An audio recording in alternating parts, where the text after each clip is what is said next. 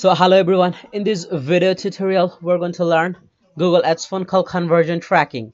So there are two kinds of phone call conversion tracking available in Google Ads. First one is calls from ads and second one is calls from website. So today we're going to learn calls from ads phone call conversion tracking. So to do that, first you have to go to summary under conversions in goals, and from here you have to click on create conversion action. Now save and continue here.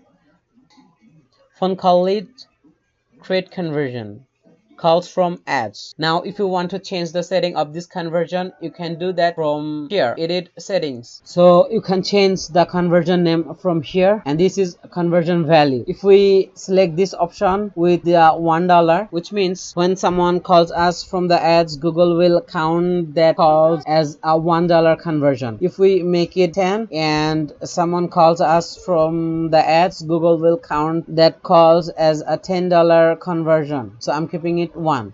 And if we select this option, Google won't count any value for the conversion. So this is count. If we select this option, no matter how many times a single user calls us, Google will count only one conversion. And if we select this option every, which means how many times a single user calls us from the ads, Google will count every single calls as a conversion. So I'm keeping it 1.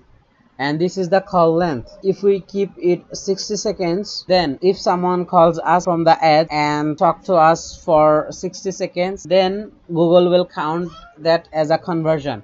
If someone calls us but the call ends for 30 seconds, Google won't count them as a conversion. And this is a click-through window conversion, and 30 days is selected here. So what does that mean? When someone sees our ads and click that ads but don't call us at that moment, but they can call us within this selected days. If they call us within this selected days, Google will count that as a conversion. If that selected days expires, Google won't count that as a conversion. And this is attribution model. We have to keep it last click model and then done. And now save and continue here and finish now.